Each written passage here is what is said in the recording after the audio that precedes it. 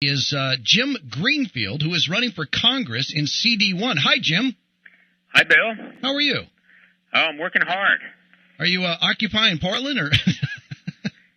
I actually live in Tigard. Oh, so you okay? Are you going to occupy Tigard? Oh, occupy it. Yeah. Oh, yes. You must be referring to the little demonstration. Yeah. We've been having some fun for a few days on that. We're going to occupy Scio.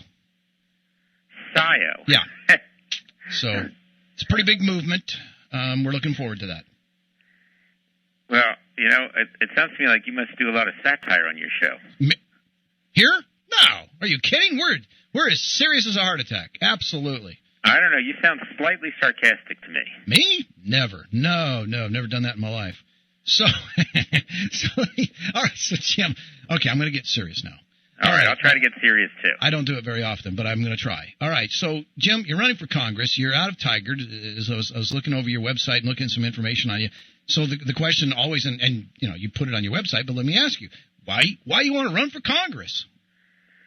Well, you know the story of the guy who took off all his clothes and ran into a cactus, and somebody said, well, why'd you do that? And he said, it seemed like a good idea at the time. Oh, no, that's right. I'm supposed to be trying to get serious. That's right. We're getting serious now. Come on now. Seriously, why am I running? Yeah. Well, I'll tell you. I ran for this office in 2002 against David Wu as the Republican nominee. Mm-hmm. And, of course, it's hard to beat an incumbent. But when I heard that Wu was resigning, there was a special election, I thought, well, this time I could actually win it. And I'm just so fed up. I think we need to get some people in Congress who understand what the problem is and are willing to take a strong stand to fix it. Now, one of the things that we've talked about a lot over the last couple of weeks is some of the we find it very fun and entertaining, and that is the fighting that's going on amongst the Democrats right now. Who can get this union endorsement or that union endorsement? Now it's Suzanne Bonamici running attack ads already and all that.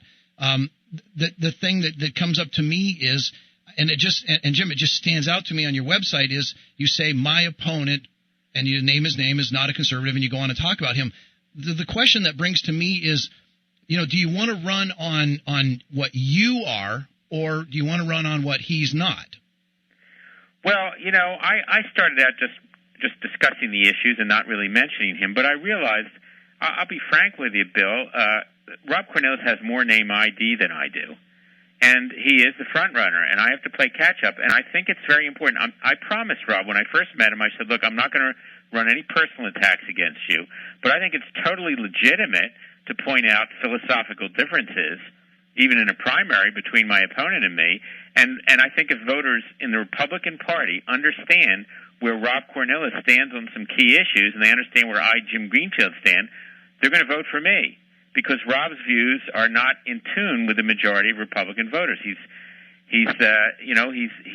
pretty much a moderate, and he's more in tune with the Democrats on crucial issues like Obamacare and taxes. And that's obviously more than fair, because that's what a primary is all about is vetting a candidate and trying to figure out which one we want to go with. Let me ask you. Bill, I kind of feel like when a politician complains that his opponent is engaging in negative campaigning, it's kind of like a football player complaining that the guys on the other team are trying to knock him down. Yeah. You've got to be able to do that during the primary. Let me ask you, when obviously it's very clear that what you're running on is fiscal conservatism, and right now this country's finally getting some sense, it seems anyway, from polling that people are starting to figure that out. Of course, when you don't have a job, you figure that out pretty quickly. And as you said right here, where have all the jobs gone? As a congressman, what are some of the proposals you might have to get the jobs back, to make things happen so that people's lives get turned around in this country? Okay, well, again, and again, I'm sorry to bring it back to this, but it's connected. My opponent thinks that, says on his website, Rob Cornelius says on his website that if a balanced budget amendment passes, it will be necessary to, quote, severely raise taxes.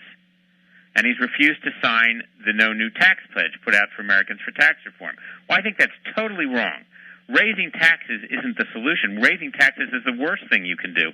That only will depress the economy further. We have a problem in Washington with spending. The problem isn't the taxes are too low. Taxes are plenty high. Mm-hmm. The problem is that we have irresponsible politicians in Washington from both parties who for decades have been recklessly spending money, and it's just gotten worse in the last few years. It's out of control, and this isn't an ideological issue, Bill. I mean, it's pure math. Whether you're liberal or conservative or moderate or whatever, the numbers. If you look at the numbers, we got $15 trillion in debt on the books, and that's growing by billions of dollars a day. We've got another $60 to $70 trillion of unfunded liabilities for Social Security, Medicare, and Medicaid, and we don't have the money to pay this.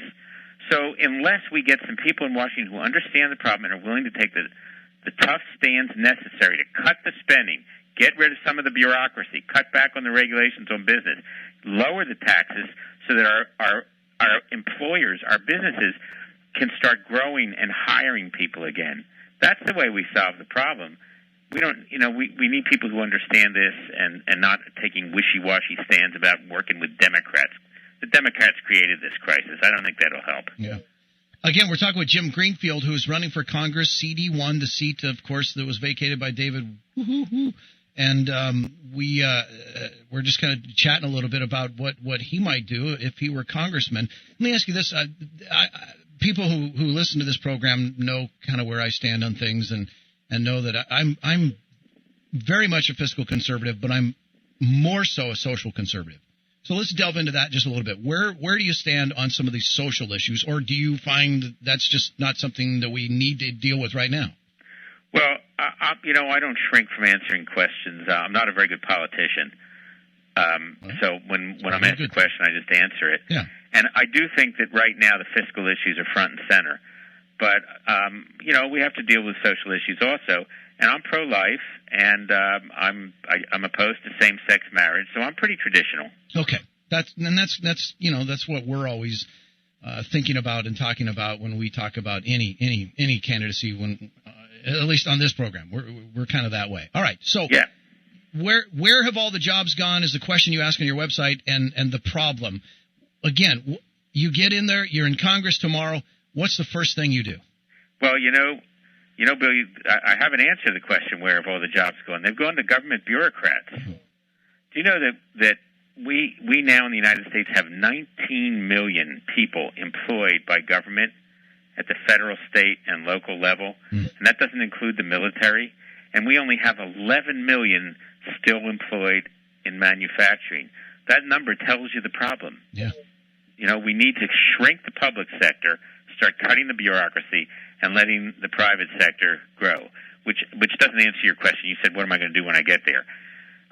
Well, I'm going to support legislation to repeal Obamacare. I want to cut corporate taxes so that and deregulate business so that businesses can start hiring again. I want to pass a balanced budget amendment and try to get government shrink the government and get it under control, get the spending under control. That would be a good start. Mm-hmm. And I want to get rid of a bunch of bureaucratic agencies that we don't need anymore. We never did really need.